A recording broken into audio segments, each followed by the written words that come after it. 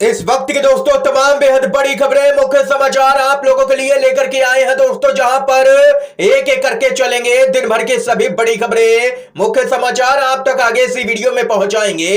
लगातार हमारे साथ आगे इसी वीडियो में दोस्तों बने रहिएगा। खबरों की तरफ बढ़ने से पहले अगर आप लोग भी दोस्तों यही मानते हैं कि बिहार के अंदर नीतीश कुमार के इंडिया गठबंधन से बाहर जाने के बाद अब यहां पर इंडिया गठबंधन और भी मजबूत होगा और तेजस्वी यादव के नेतृत्व में जबरदस्त प्रदर्शन करेगा, तो अभी इस वीडियो को लाइक कीजिएगा दोस्तों और कमेंट बॉक्स में जय हिंद जय भारत जरूर ही कमेंट कीजिएगा और चैनल को सब्सक्राइब करना दोस्तों बिल्कुल ही मत भूलिएगा। जो पहली बड़ी खबर आ रही है बताते चलें।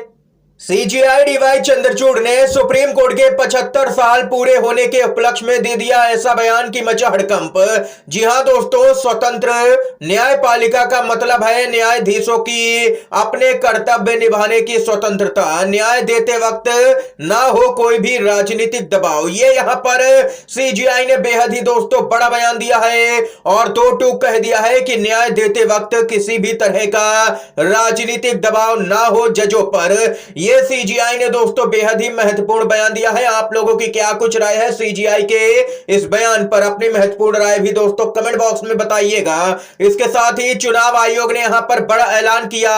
इलेक्शन कमीशन ने 15 राज्यों की 56 राज्यसभा सीटों पर चुनाव का किया ऐलान।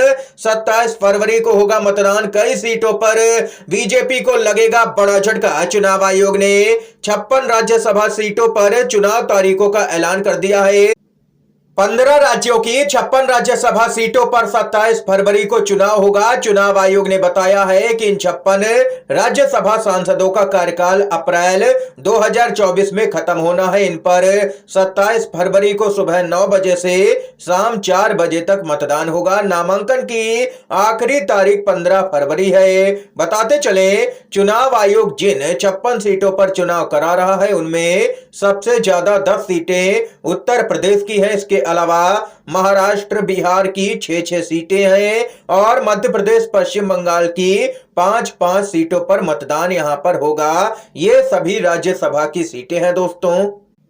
यानी कि दोस्तों कुल मिलाकर के ये कह सकते हैं कि लोकसभा के चुनाव से पहले राज्यसभा की इन 56 सीटों पर मतदान होगा और एनडीए बनाम इंडिया गठबंधन सीधे तौर पर देखने को मिलेगा इस चुनाव में। इसके साथ ही दोस्तों खबर बताते चले, कांग्रेस के अध्यक्ष मल्लिकार्जुन खड़गे का बड़ा बयान। बोले, प्रधानमंत्री मोदी को आजकल राहुल गांधी की वजह से नींद नहीं आती है। उनकी यात्रा को जो जनता का अपार समर्थन मिल रहा है उससे बीजेपी नेताओं की नींद उड़ी हुई है। उनके सपने में पहले नेहरू, सोनिया गांधी और राजीव गांधी आते थे और अब यहां पर राहुल गांधी की वजह से पीएम मोदी को नींद नहीं आ रही है। यह कहना है कांग्रेस के अध्यक्ष मल्लिकार्जुन खड़गे का। इतना ही नहीं दोस्तों, खबर बताते चले, नीतीश कुमार की अगुवाई वाली एनडीए सरकार की पहली कैबिनेट बैठक आज हुई है। बैठक में बजट सत्र बुलाने की तारीख तय करने के लिए सीएम नीतीश कुमार को अधिकृत कर दिया गया है कैबिनेट की तरफ से।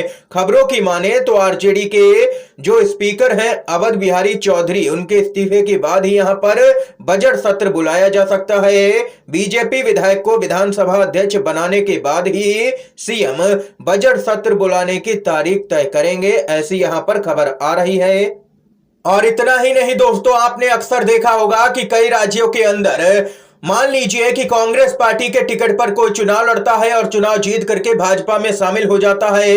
ऐसी स्थिति में यहां पर जनता अपने आप को ठगा हुआ महसूस करती है और अब पूरे मामले को लेकर के लोकसभा के अध्यक्ष ओम बिरला ने एक बड़ा बयान दिया है जिसमें उन्होंने कहा है कि दल बदल कानून पर पुनर्विचार के लिए बनेगी समिति। ये यहां पर दल बदल कानून को लेकर के बड़ा कदम उठाया है लोकसभा के अध्यक्ष ओम बिरला ने। इसके साथ ही दोस्तों पश्चिम बंगाल से खबर सामने निकल के आ रही है जहां पर केंद्रीय मंत्री ने ऐलान किया है कि 7 दिनों के अंदर CAA लागू कर दिया जाएगा। इसके बाद ममता बनर्जी और भी हमलावर हो गई है बीजेपी पर। बताते चले, पश्चिम बंगाल के मुख्यमंत्री ममता बनर्जी ने कहा है कि वह किसी खास भगवान की पूजा करने के लिए बीजेपी के आदेश का पालन करने के लिए मजबूर नहीं है। ममता बनर्जी ने कूच बिहार में लोगों को संबोधित करते हुए कहा कि बीजेपी लोगों को फोन करके धमकी दे रही है कि अगर उन्होंने उसे वोट नहीं दिया तो उनके घर ईडी सीबीआई भेज दी जाएगी। ममता बनर्जी ने जबरदस्त तरीके से बीजेपी को निशाने पर लिया है और इसके साथ ही ममता बनर्जी ने CAA के मुद्दे पर भी बीजेपी को घेरा है। इतना ही नहीं दोस्तों, खबर बताते चले नीतीश कुमार के पाला बदलने और एनडीए में शामिल होने पर विपक्षी गठबंधन की पार्टियां खासी नाराज हैं। उद्धव ठाकरे के नेतृत्व वाली शिवसेना ने अपने मुखपत्र सामना में एक लेख लिखा है और नीतीश कुमार की तीखी आलोचना की है। सामना के लेख में लिखा गया है कि नीतीश कुमार ने ही भाजपा विरोधी ताकतों को इकट्ठा किया था और उन्होंने ही विपक्षी गठबंधन की पटना में पहली बैठक बुलाई थी। पटना की बैठक में नीतीश कुमार ने भाषण देते हुए कहा था कि देश खतरे में है, संविधान खतरे में है, केंद्रीय जांच एजेंसियों का पूरी तरह से गलत इस्तेमाल हो रहा है देश में और देश हित में हमें अपने मतभेदों को भुला करके लोकतंत्र की रक्षा के लिए एकजुट होना चाहिए।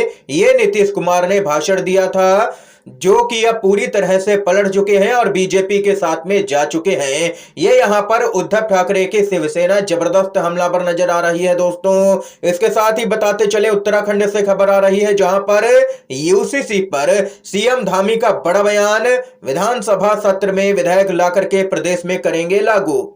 बड़ी खबर आ रही है दोस्तों, बिहार पहुंचे राहुल गांधी ने उठाई है यहां पर देश में जातीय गणना की मांग। बोले सामाजिक आर्थिक न्याय के बिना विकास संभव है ही नहीं, ये यहां पर कहना है राहुल गांधी का। बिहार में भारत जोड़ो न्याय यात्रा के पहले दिन राहुल गांधी ने किशनगंज में विशाल रैली को संबोधित करते हुए कहा कि देश तभी विकसित होगा जब लोगों को सामाजिक और वित्तीय न्याय मिलेगा। यही वजह है कि देश में जाति आधारित जनगणना बहुत ही जरूरी है। एक बार लोगों को अपनी वास्तविक आबादी का पता चल जाए तो उन्हें सामाजिक और वित्तीय न्याय मिलने से कोई नहीं रोक सकता और देश भी प्रगति करेगा। ये यहाँ पर राहुल गांधी ने जबरदस्त तरीके से बयान जारी किया है और उनको बिहार में अच्छा रिस्पांस मिलता हुआ नजर आया है। उनकी यात्रा को लोगों का जनसैलाब देखने को दोस्तों मिला है। भारत जोड़ो न्याय यात्रा जैसे ही बिहार के अंदर प्रवेश की, वहां पर भारी संख्या में भीड़ नजर आई है। इतना ही नहीं, राहुल गांधी ने कहा है कि दो भाइयों के बीच में झगड़ा कराना बीजेपी और आरएसएस की विचारधारा है। वे नफरत की राजनीति में विश्वास करते हैं और इसलिए हमने मोहब्बत की दुकान के बारे में बात की है। राहुल गांधी ने कहा है कि नफरत को नफरत से खत्म नहीं किया जा सकता है, केवल प्यार से ही खत्म किया जा सकता है नफरत को, इसलिए मैंने मोहब्बत की दुकान के बारे में बात की है। ये यहाँ पर राहुल गांधी की तरफ से दोस्तों बड़ा बयान सामने निकल के आया है। इस समय की दोस्तों आज की तमाम बेहद बड़ी खबरें थी, मुख्य समाचार थे दोस्तों जो हमने आप लोगों तक पहुंचाए। अगर आप लोगों को ये वीडियो पसंद आया हो तो अभी इस वीडियो को लाइक कीजिएगा, ज्यादा से ज्यादा इन खबरों को, मुख्य समाचारों को दोस्तों शेयर कीजिएगा अपने सभी दोस्तों में और चैनल पर नए हैं तो चैनल को अभी सब्सक्राइब कीजिएगा। वीडियो देखने के लिए आप सभी दोस्तों का बहुत बहुत धन्यवाद। जय हिंद, जय भारत।